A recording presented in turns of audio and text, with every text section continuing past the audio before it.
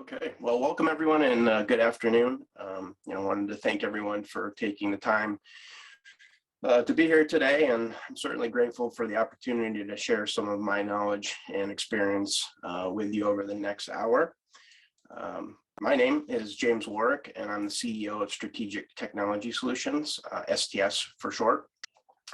And we are an IT managed services provider and a managed security services provider. I've been personally consulting and working with law firms for almost 20 years now. And over 90% of our clients today are in fact law firms. So we get to see a lot of environments and a lot of different types of setups. And as you can imagine, we have the responsibility of protecting a lot of sensitive and privileged data that our clients have in their possession, which ultimately becomes a treasure chest for the threat actors. And that's one big reason why law firms are being heavily targeted today, because of that sensitive data and how the threat actors can ultimately monetize that information. I certainly have a passion for technology. I've been working in the technology industry my entire life. And we just had the fortune of co-authoring the technology chapter for the Law Office Policy Procedures Manual for the American Bar Association. And the focus on that was heavily around cybersecurity policy. We were not paid to write anything in that book, and we didn't get any money for selling that book or anything like that. So, but it does, to plug it a little bit, it does provide a very good outline to get started with a cybersecurity policy for your firm. So we are going to, we're going to send out a link afterwards where there's a discount code if anyone is actually interested in checking that book out. And we are also the IT managed services provider for the Beverly Hills Bar Association. So the agenda for today, I want to talk a little bit about the differences between information technology and information security. Why we're here today, why are law firms being targeted, some practical steps that we can all take. How much should you be spending? It's often asked, are we spending enough on IT or cybersecurity? And then some additional resources that may be helpful to you as well. Obviously, this is all in an effort to mitigate, the risk we're all faced with, not just law firms, but even on my business and other businesses alike. We're all being faced with the challenge of how we protect against these compromises and breaches. And, I hope by the end of this presentation, at the, very minimal, it will allow you to start asking some questions about your law firm and questioning, if you have IT folks, questioning your IT folks as well. So I like to start off with, what does your IT security look like? And that is where this all starts today. We all have technology of some sorts, and it's set up and configured a certain way. And most of the time when I go out and I speak with businesses, they feel that they're protected or well protected, mostly based on assumption and or the fact that they have minimal controls in place. You often hear, well, we have a firewall or we have antivirus, so we're protected. And the reality is that's just not effective enough anymore. So, this becomes, I guess, the false sense of security that people are well protected. But as we dive deeper into these conversations, we start to determine that the reality of most businesses and law firms today is their IT security posture is at weak and very high risk.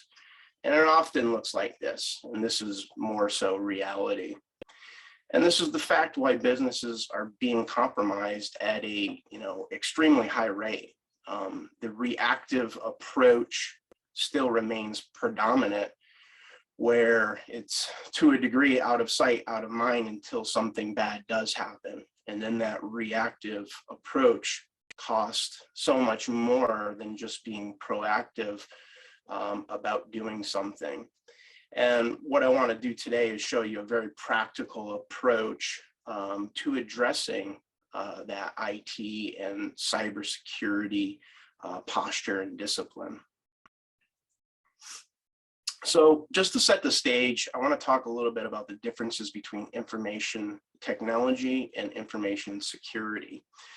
They are two very distinct silos and two very distinct skill sets. So, IT infrastructure is all about the computer systems, the business applications, cloud services today that are being used, the configuration of all that, and then the discipline, of course, of supporting it. And IT, the way it is configured and set up and utilized, directly impacts how information security works, and in many aspects, how costly information security can be. The more applications, the more systems that you have in place, it's logically more that you have to protect. So information security becomes obviously protecting that information, those assets, those types of hardware that you're using, the data, your privileged access, privileged data and your sensitive information. Where is that being stored and how is it being controlled? And the overall policy of what is acceptable. Can people just do anything they want, or is there a process of getting things approved in the organization? Process for reviewing applications and systems? How are those vendors treating security themselves? All the training and awareness around information security as a whole.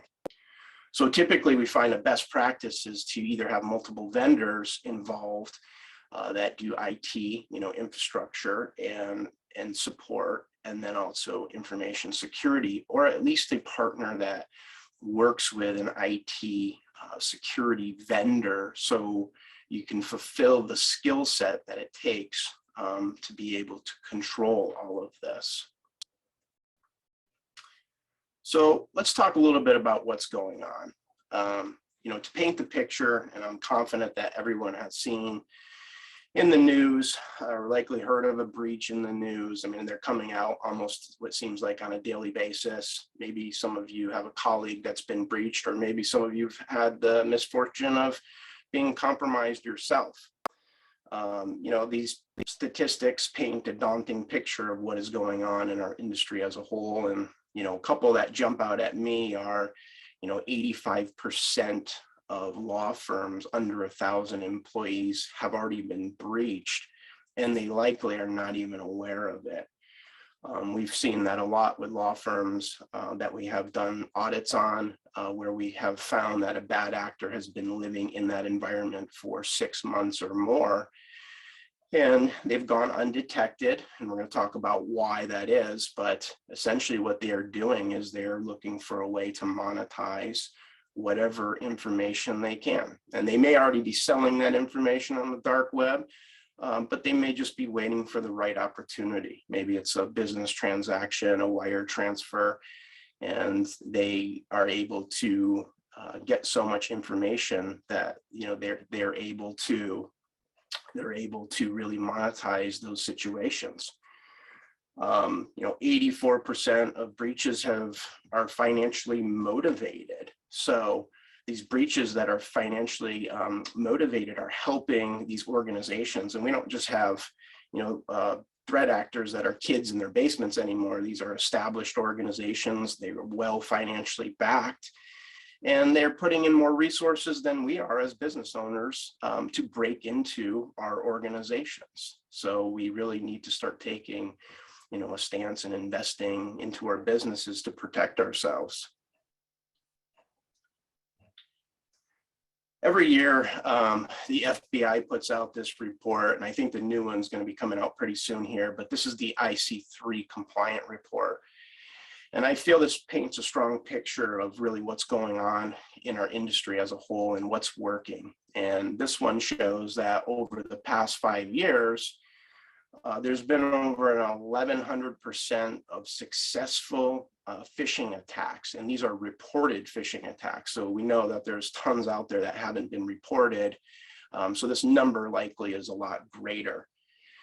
The threat actors know that this is working, and it's proving to be successful. So they're doing more of it, and they're also becoming more creative with it as well. And for those that don't know, a phishing attack is really someone trying to, someone portraying as a reputable resource and sending fraudulent communications, hoping that you'll enter your password, credit card information, and or inject malware on your computer or end user device. Some of the other terms that you will likely hear out there, and it's really the conduit of delivery that matters, but there are terms such as phishing. Those are through phone calls and voice messages. There's a term called smishing, that's more through text messaging. And then there's farming, where website traffic is redirected. So you feel, or you think you're on a valid website, but it's really not, and that traffic is being redirected. And more so, I was reading about targeted attacks on phones as well, because of phones having a smaller font, usually a smaller text, and it's more easy to misread something on a phone than it is on a computer. So these attacks are becoming increased on the cell phones as well. So here's a live example, or a real world example of a bad actor trying to break into an employee's mailbox. And these are multiple failed login attempts from different countries on the same day or days. Pretty impossible to do this, so we know it's fraudulent activity.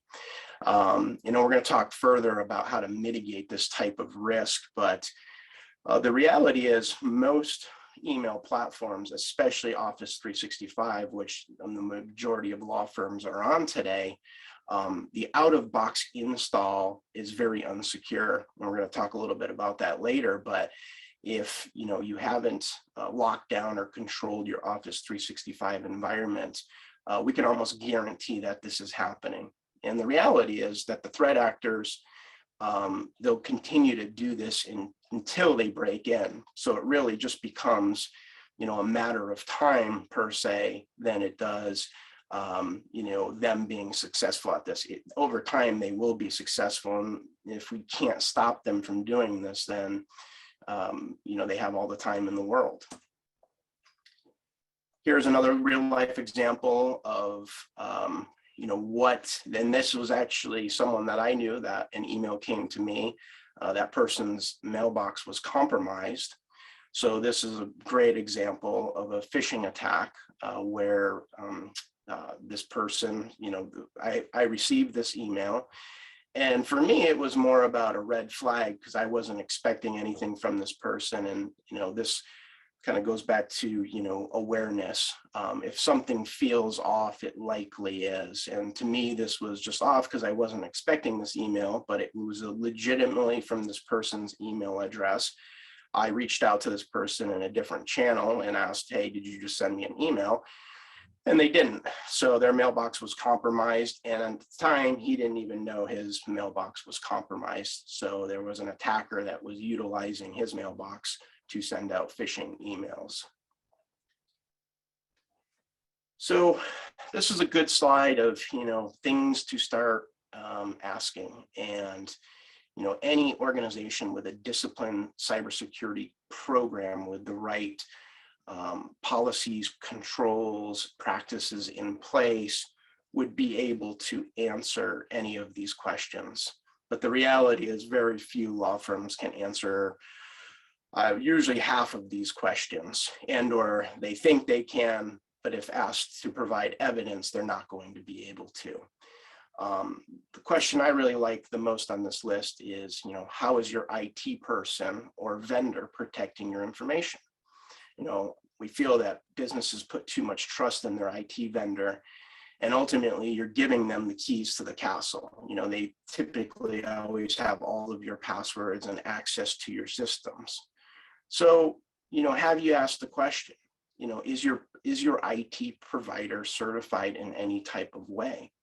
Are they able to provide evidence of that certification? Can they provide an audit report showing they haven't been breached? And overall, what does their IT security posture look like? Unfortunately, our industry is not well regulated. And really anyone can start up an IT business, and there's no exams or certifications or anything that we're mandated to get. So when you're dealing with an IT person or a vendor, you really want to probe into them of how they're protecting your sensitive data. We often wouldn't do business with unlicensed professionals. I wouldn't go to a dentist that didn't go to school for dentistry, nor one that was unlicensed to or unlicensed to practice it. So we really need to make sure. It's great that these controls and solutions are being pushed on the law firms and businesses as a whole, but we want to make sure that the IT vendor is also doing the same thing. So where do we start? Well, we start with the point of not assuming, and looking at our businesses and understanding actually just how at risk we are. And we do that through a measurable basis that can be tracked consistently. We need to implement that discipline of consistency so we truly understand what's going on. Things change over time. What's protected today in 6 months may not be protected. So if we're constantly looking at what is going on in our technology environments, it allows us to start taking action when deemed necessary. Okay, so did I skip one slide? Oh, sorry, skip one slide. There's 2 organizations out there that have come up with a very practical and effective approach to cyber discipline. The National Institute of Standards and Technology and the Center for Internet Security. The NIST, for short, came up with a framework that we can align our firms to, and then essentially measure the security maturity level of our law firm.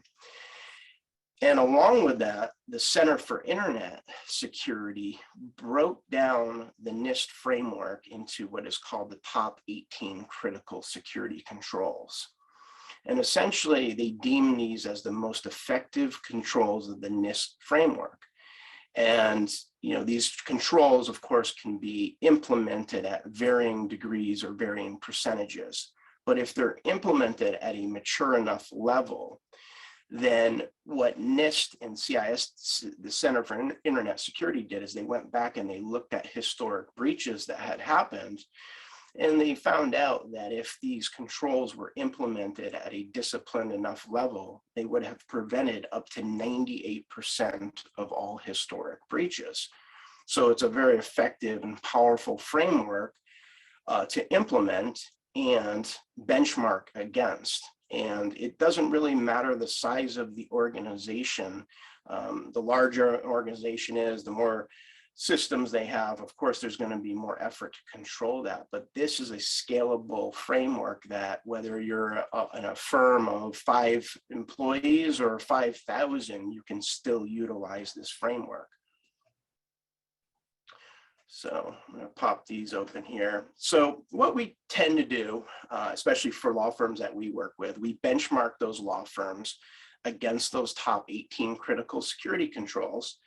And what we come up with is a security maturity risk score. And that score is based on a number of 0 to 5, which directly correlates against the overall risk exposure of your business.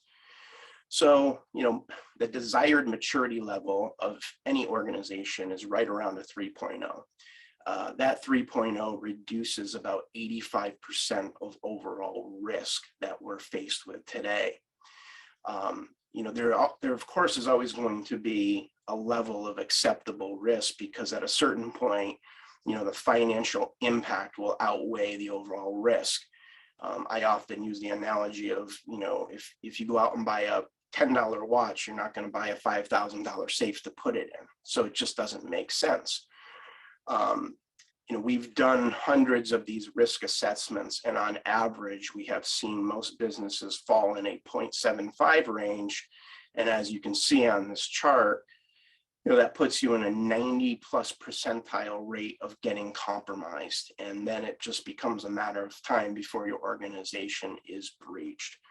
So, but this starts to paint the picture and the foundation of where your organization exists today, and then practical steps to start implementing controls that will effectively protect you.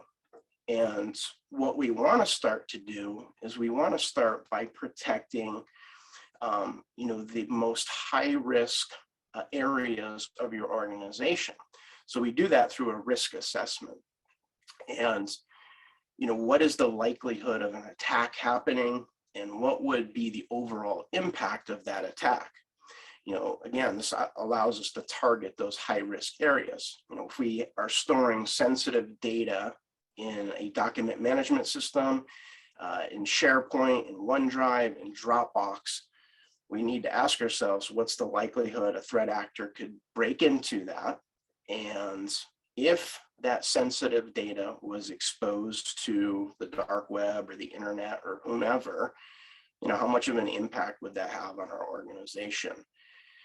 And when you do have a breach, that sensitive data is involved, and you have to go out and let your clients know that you were breached, and you could have potentially lost their sensitive information.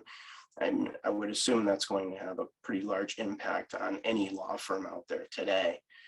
And sometimes we know this fallout can be unsurvivable. So again, taking the proactive approach to really understanding what the risk is today.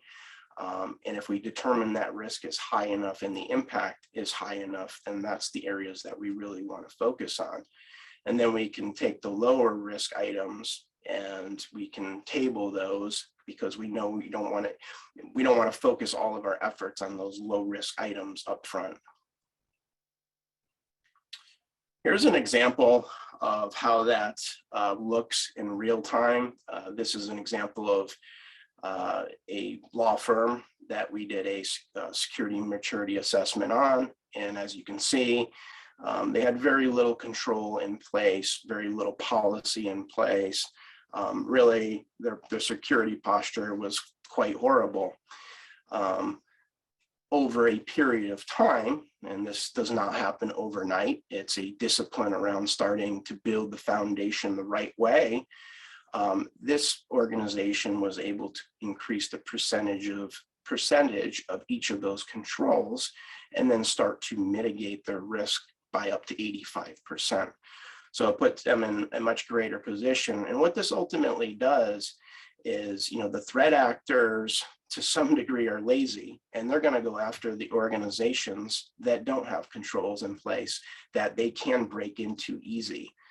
For them to waste and spend their time on an organization like this versus how they were previously, it's going to take a longer time to break into this organization. Not to say they still can't, but they'd rather go after the low-hanging fruit per se first, before they go after the businesses that are actually putting some dollars behind protecting themselves.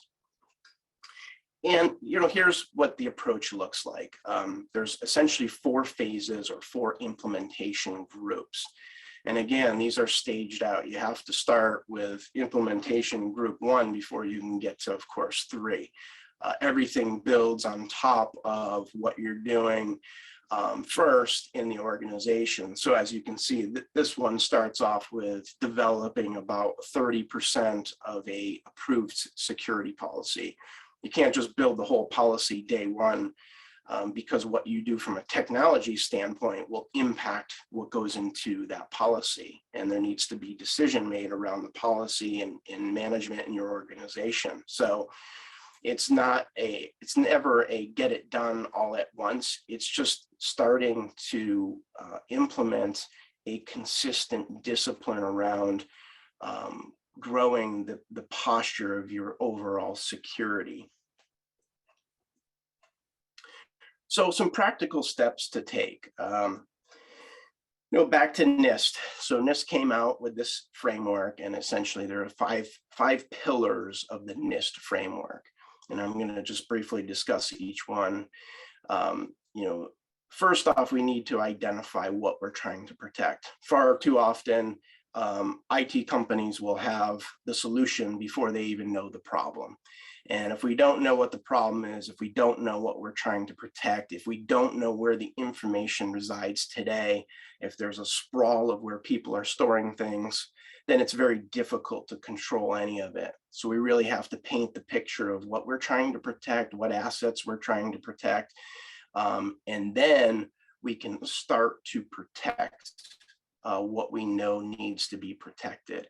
And that's done through a combination of permissions and tools, antivirus. This is where, the firewalls come into play, and locking down your environment, training your employees on cybersecurity.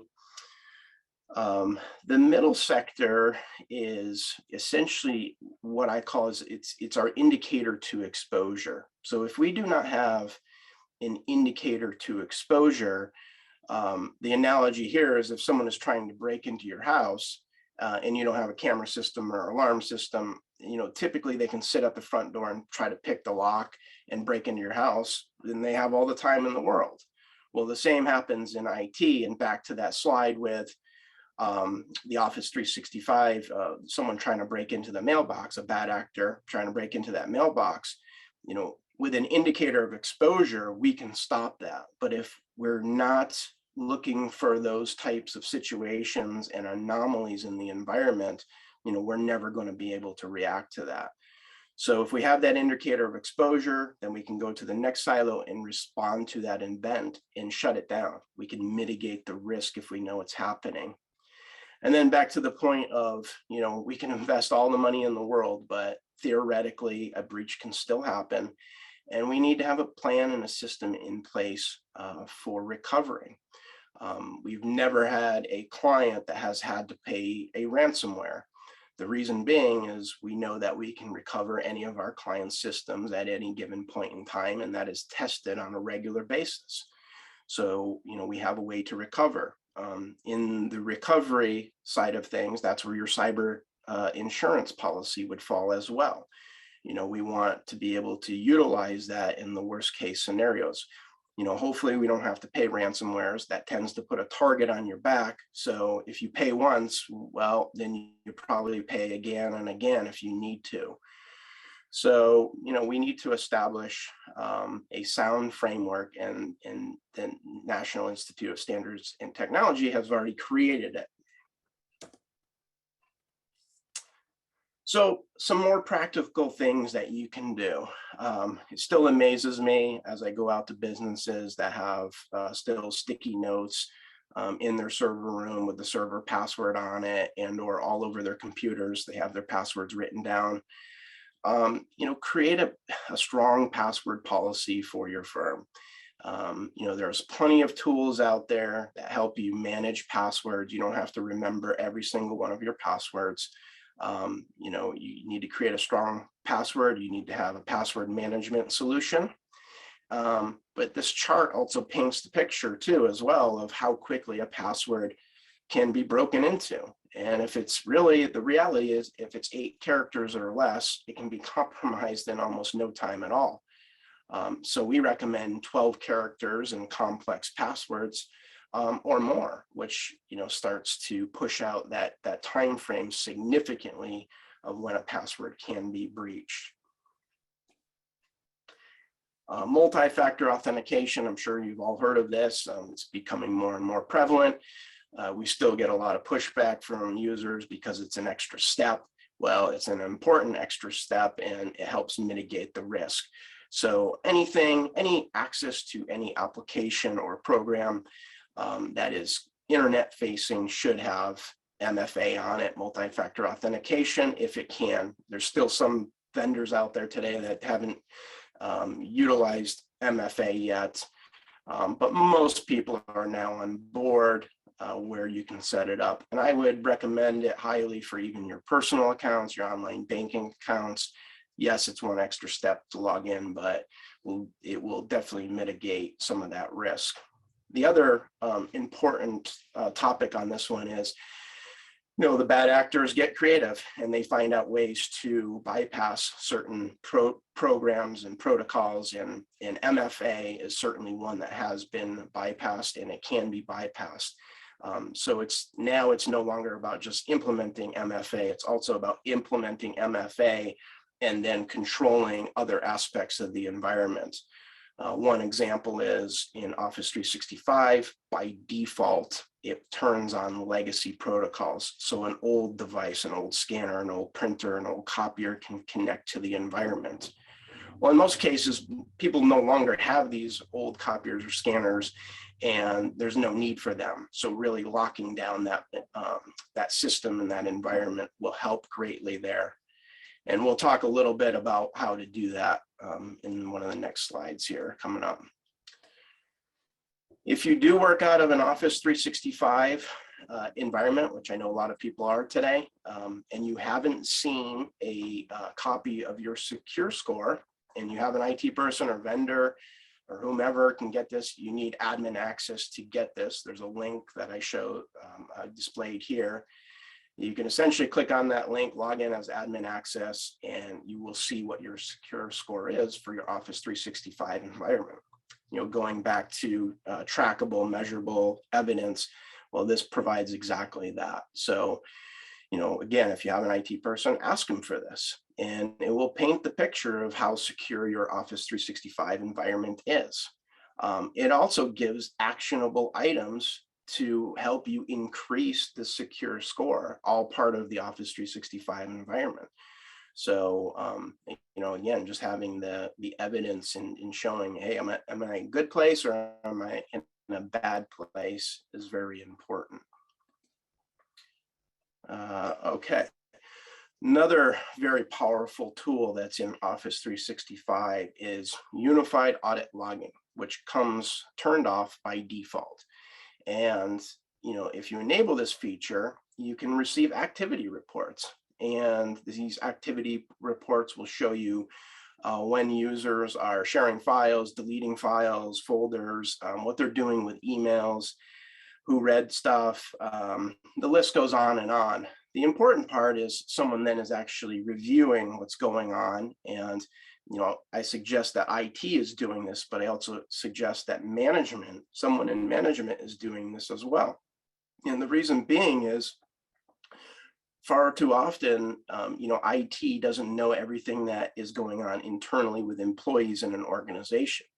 So if management comes across and sees, oh, this employee has been sending all these files to XYZ, why are they doing that? Maybe they shouldn't be doing that, and IT would never know. So making sure that there's multiple sets of eyes that are seeing this type of information. And there was a question, and I'm going to spend some time at the end of this presentation for questions as well, but says, can we lawyers successfully use MS Office Secure Score link, or do we need to get an IT vendor to do so? Well, if you have admin access to your Office 365 environment, then you are able to literally click on that link, put in either your user ID if you have admin credentials, hopefully not, because you shouldn't have admin credentials on your user ID, and we're going to talk a little bit about that towards the end. But the answer is yes, you can do it, but you need an account that has admin access to the Office 365 tenant.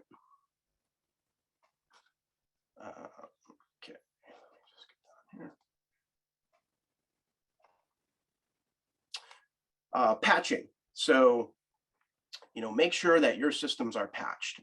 This is becoming more and more important as we have what's called zero-day vulnerabilities that are coming out on a regular basis, sometimes where they haven't even created a patch yet, and then a patch is created and it needs to be deployed very quickly.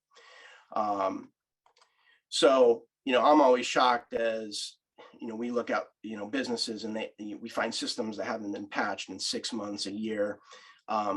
Create a strong patching policy. Understand, this is again something that your IT person or vendor can provide evidence of. Are our systems being patched?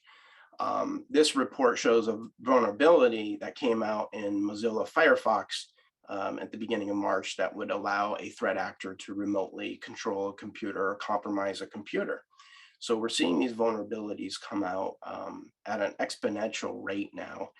And if the organization doesn't have a strong patching policy, and if it's not done consistently, the reality is the risk is extremely great to the organization. So we want to make sure that we're patching on a regular basis.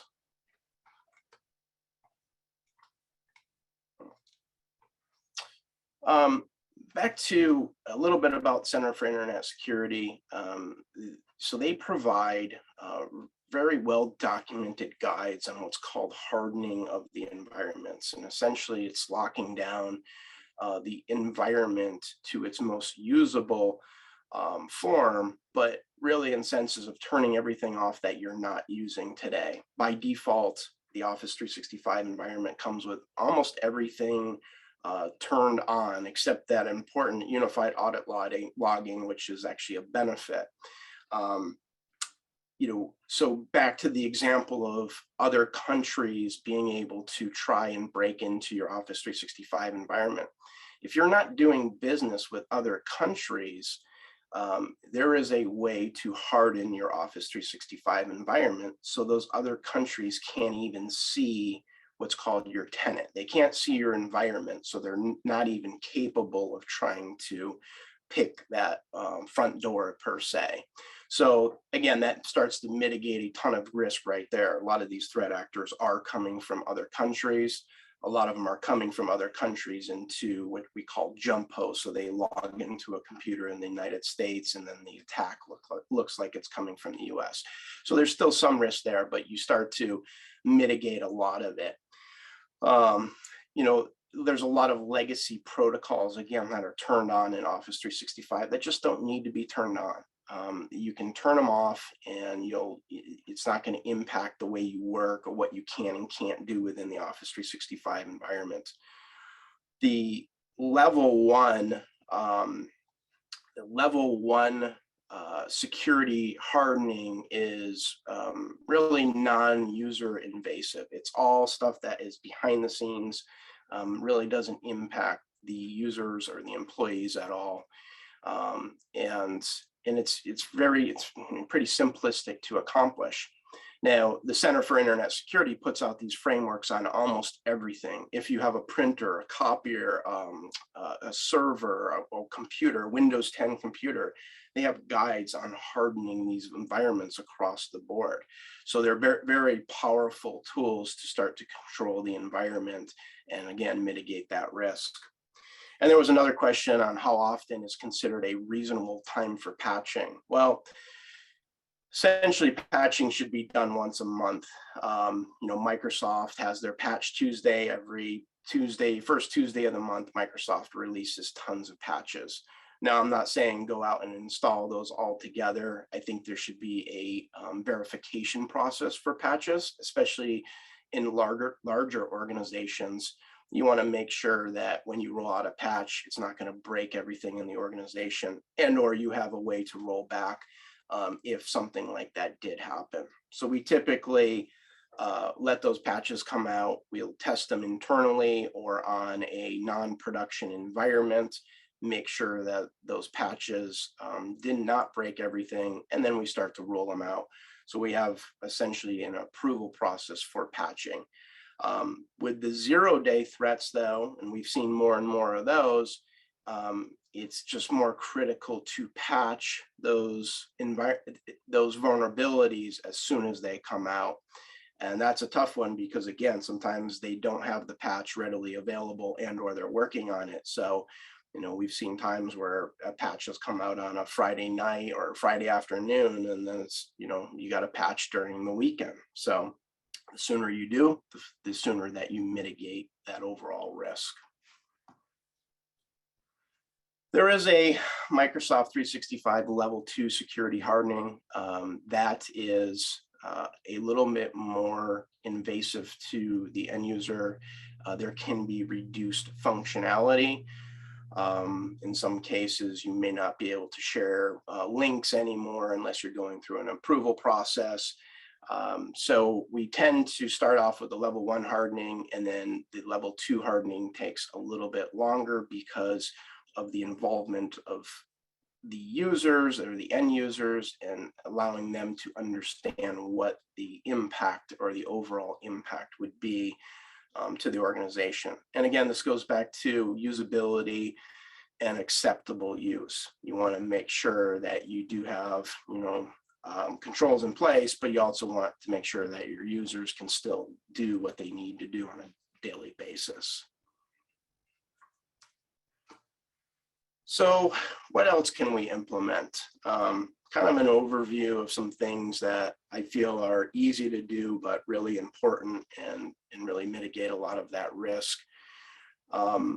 First off, of course, everything we've talked about, implement a security and awareness training program, educate your employees, even if it's done once a year. There's some great tools out there, even now native to Microsoft Office 365, but there's a bunch of third-party tools out there. Your IT person or vendor should be already using these tools.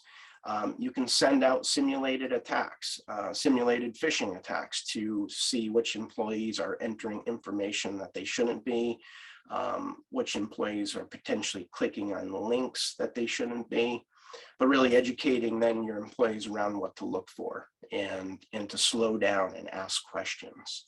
Extremely important.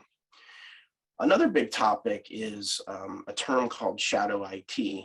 And what shadow IT is essentially it's employees using programs that have not been authorized by anyone, management or IT or whomever is in charge. The employees, using Dropbox or, any maybe third-party sharing utility. Maybe it's even just something for, manipulating documents, some free Adobe program or the likes of some free program online that they downloaded because they needed to do something. But little did they know that that came with, adware, spyware, even malware sometimes. So, there should be an approval policy for, the use of any type of application within the organization, whether that be, internal or cloud-based.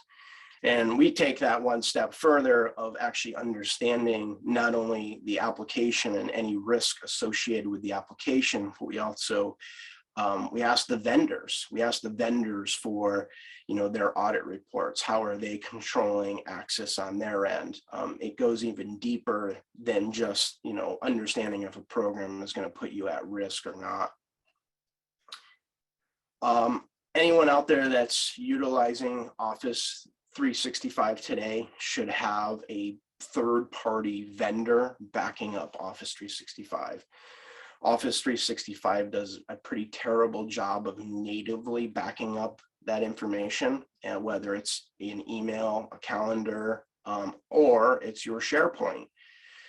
And if you have documents in SharePoint that you're utilizing, you want to have a third party backing that up. It's quite honestly a nightmare to restore anything with the native backups that Microsoft does. And the cost of implementing a third-party backup solution is really, really minimal, but will save a lot of aggravation down the road for you. Kind of back to the point of admin accounts and privileged access. We should have disparate logins for each of the users that have admin privileges. We don't want to have in an environment admin at whatever.com.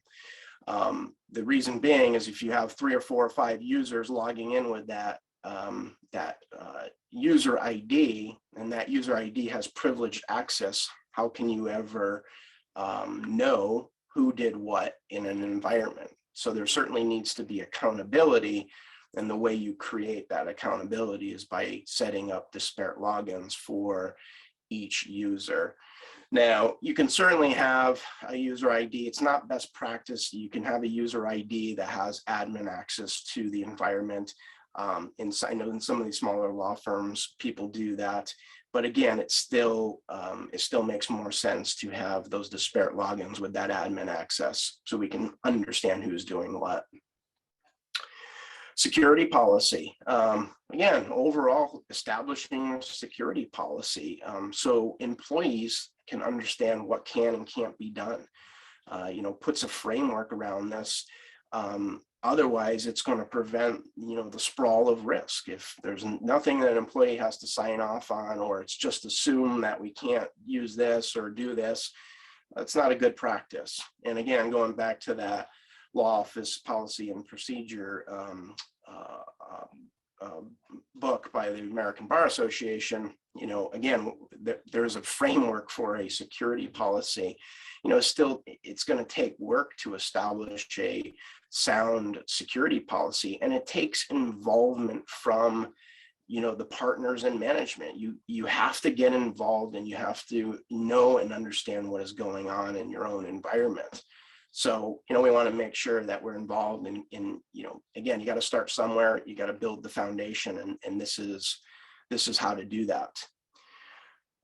Lastly, if you are using Office 365, there's a lot now that comes within the licensing, and far too often I see firms that are paying separately for multi-factor authentication, paying separately in some cases for antivirus, paying separately for other applications and programs that are already part of their Office 365 subscription.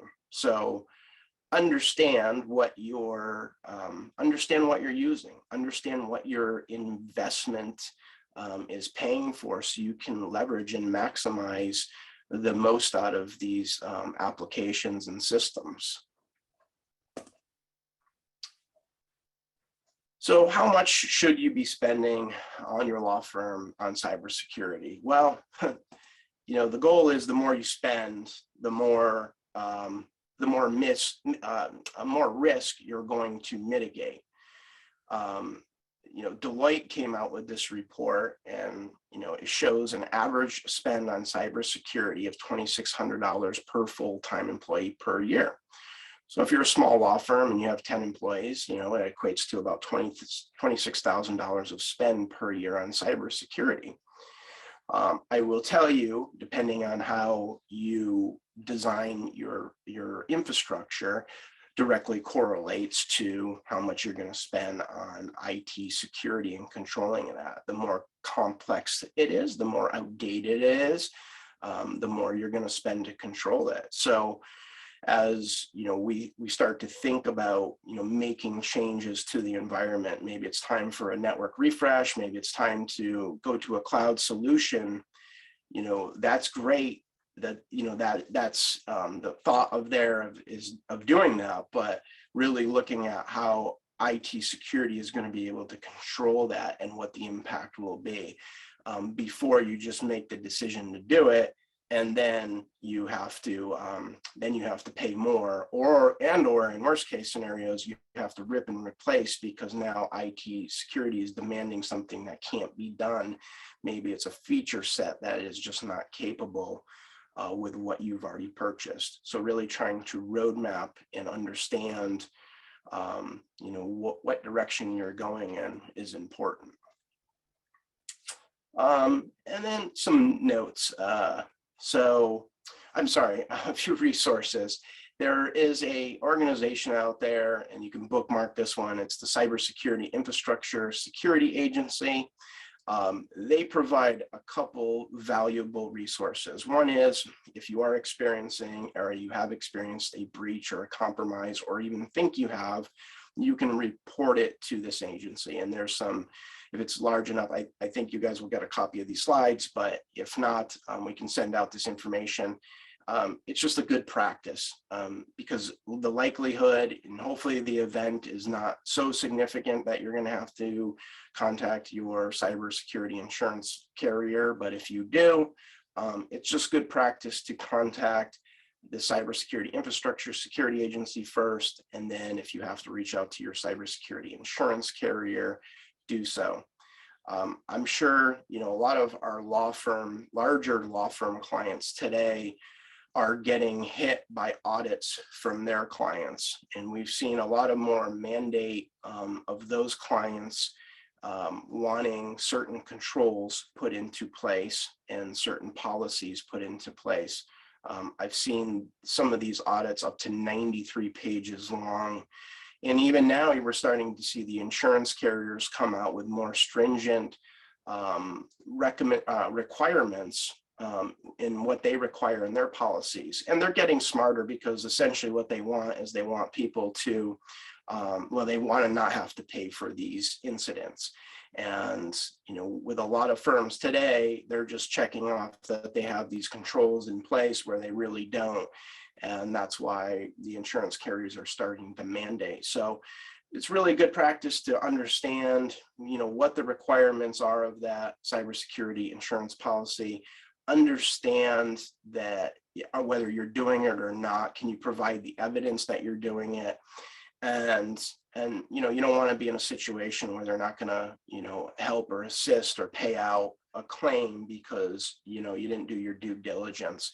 And really looking at what your insurance policy covers as a whole as well. We've seen insurance policies omit certain types of coverage. Incident response maybe is not in there. So just, you want to make sure. There's tons of carriers out there that work with this exclusively. We review these policies for our clients on a regular yearly basis to make sure nothing has changed on those. And they also, the same agency, if you bookmark it, has a section of their website with the latest updates and really what's going on with the most current threats that are coming out today. In combination of that, we send out, or we have a blog and we send out a newsletter on a lot of these active threats that are happening today. And in combination with the Beverly Hills Bar Association, I know they put out a newsletter as well, and we're going to be adding some additional information to that newsletter. So there's a lot of resources out there to, you know, keep updated. I know it takes time, and I think to the point of time is, the biggest point on all this is just don't assume that things are being done in the environment just because someone is telling you that it's being done. If they're telling you it's being done, then ask for the evidence that it's being done. And really understand your risk from a tangible perspective where you can look at it and then make the educated decision of, do I want to invest the dollars to protect this? Or do I want to just assume this as an acceptable risk? And sometimes it makes more sense to assume, something as an acceptable risk, but at least at that point in time, you're accepting that risk versus being compromised and breached and then yelling and screaming saying, well, why didn't we do something about this beforehand? And lastly is, take that proactive approach. A lot of the things that I've talked about in this presentation are not very expensive to do or can be done very cost effectively, but they really start to mitigate a lot of risk. And we know by doing that proactively will be a fraction of the cost of the reactive approach.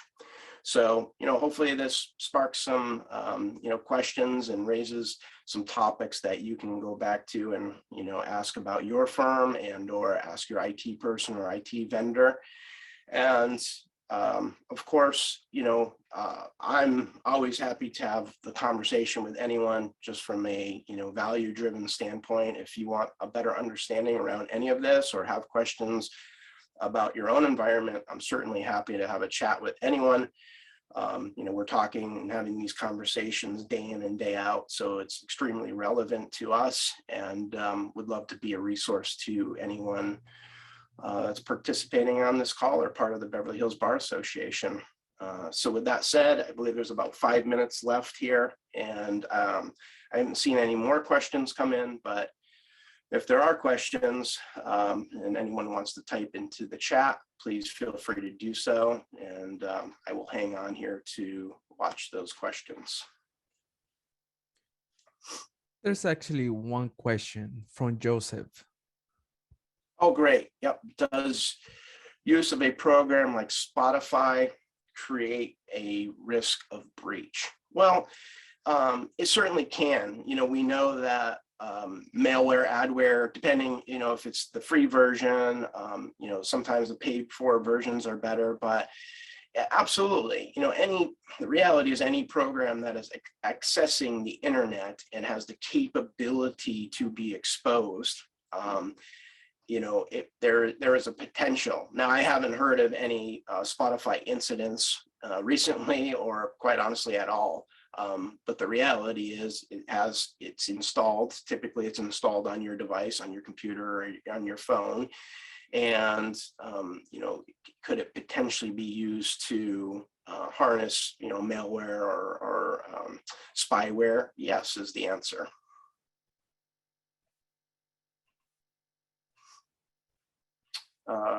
The MCLE for this question, I believe that is a yes, but I think Jose might have a better answer to that one. The credit will be going out after the program via email.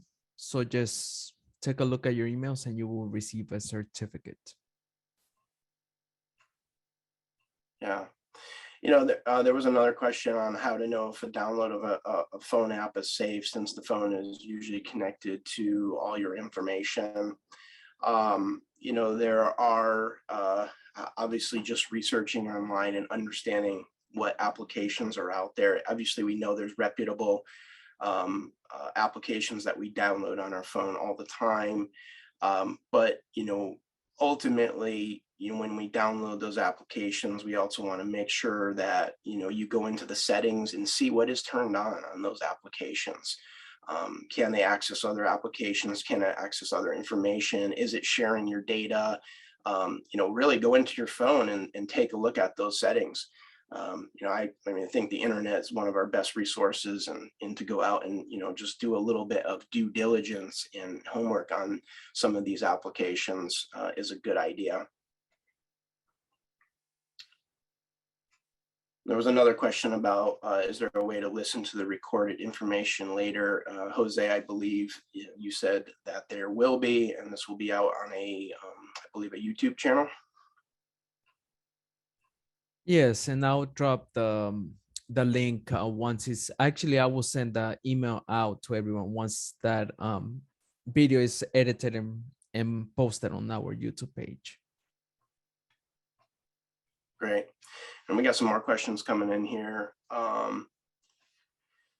Any idea if cyber insurance would pay ransom so the insured can retrieve its website or whatever was kidnapped?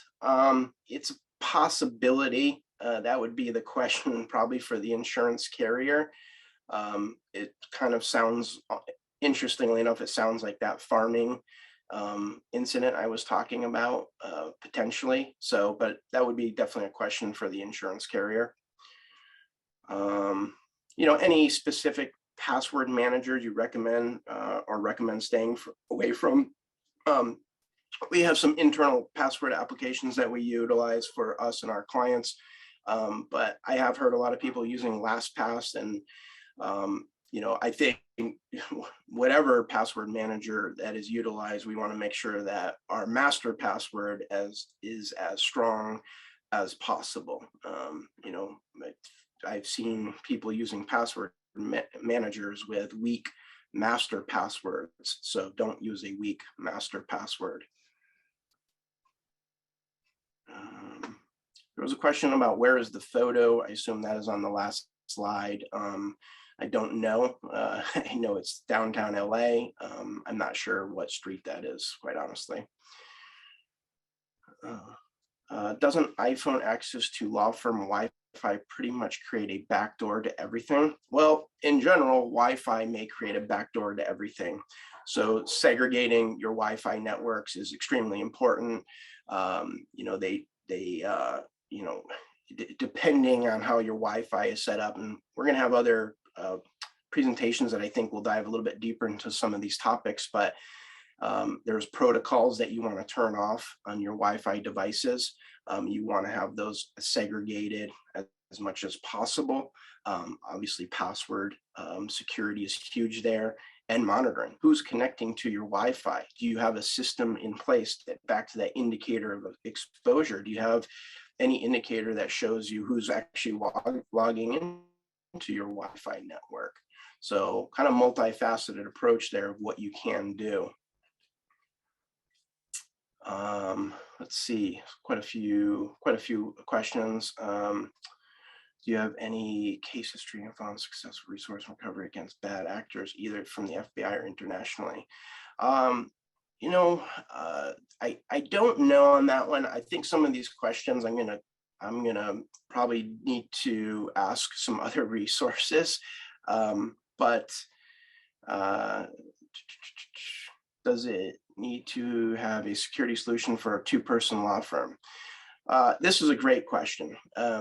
You know, and my answer to the smaller firms on this question is always, how valuable is the data that you are working with? And, you know, if you have privileged and sensitive data under your control, would you be okay with all that data being exposed to everyone on the internet? You really need to ask yourself the question of how valuable it is to you and your organization. And what, back to that risk assessment, you know, what would be the impact if that data and information got out there? I know for some smaller firms, you know, it's hard to invest the dollars into protecting your information. But again, if you start off with the knowledge, and this is from the foundational standpoint, if you start off with the knowledge of, you know, what the risk is, where you're most susceptible, then at least you can look at that and start to take some action if it makes sense to do so. But really, just without the understanding, it's hard. Again, if we're trying to solve a problem, if we're trying to solve a problem, but we don't know what the problem is, it's hard to come up with that solution. So that's why we do those security maturity assessments, to really understand where the risk is today. I think that was most of the questions that I have an answer to. Yeah, thanks everyone for your time today. I appreciate it. And again, I'm available for questions anytime after this. Bye-bye.